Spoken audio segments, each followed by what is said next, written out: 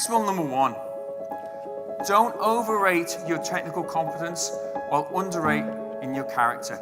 Character is how you make that connection with your clients. Character is how you make them feel seen, heard, and understood. And character is how you get to the hearts of their needs. I do not stand on this stage like I am any sort of expert. I have failed at catastrophic, life-changing, life-altering circumstances leading soldiers in combat. I failed in the corporate world. I fail running my own business here in the province. And I absolutely fail trying to be a good parent to my kids, because my 13-year-old daughter reminds me daily that I am the #1 inconvenience in her life. You know, I think the hardest leadership challenge that we'll ever have is the challenge of leading ourselves. Because we can only lead others as far as we can lead ourselves. That's it. They are my absolute accountability partner. They're my internal alarm clock that remind me that this is not a practice life. This is not it. This is not a rehearsal. This is our only moment. Don't wait till you feel ready to say yes, because you might not ever get the opportunity again. We talk about CRM systems. We talk about nurturing our clients, lead magnets, sales funnels, sales stats, sales figures, all these sort of things, which are absolutely fantastic, and you need to talk about them and they make an effective business. And yet, behind every single one of these things, every single one of those listings is a real human, often a real family, with a real problem that you are trying to help solve.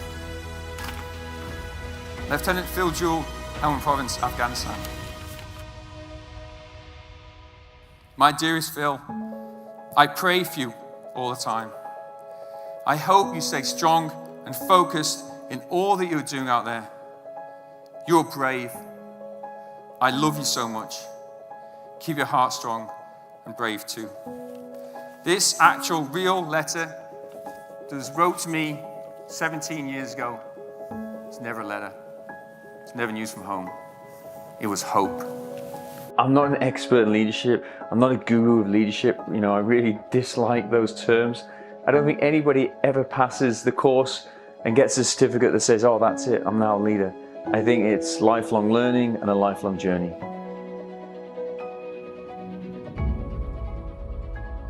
We absolutely overload and fill our organizations with these administrative corporate policies that are designed to mitigate the risk of the 5%, instead of empowering the 95%.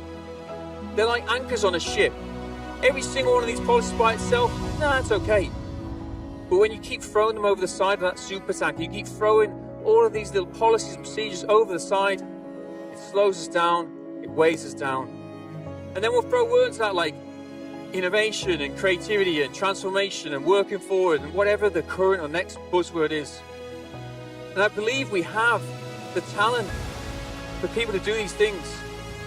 And yet we expect them to do it in a box that we created for the 5%. We need to ruthlessly look at our administrative corporate rules, policies, procedures and ask ourselves, is this here to mitigate or limit the risk of the 5%? Or is it here to empower the 95%? Yes, hope. They were delivering hope. And 4 weeks later, it'd been 8 weeks before we received any hope. When that helicopter came in and that dust cloud settled, there, like bags of gold, were our bags of hope. And we never ever failed to receive our hope when we were able to attach that routine, mundane, administrative task to a bigger purpose. Leadership is lonely. Do not do it alone. You know, I really do believe that leadership is leadership is leadership.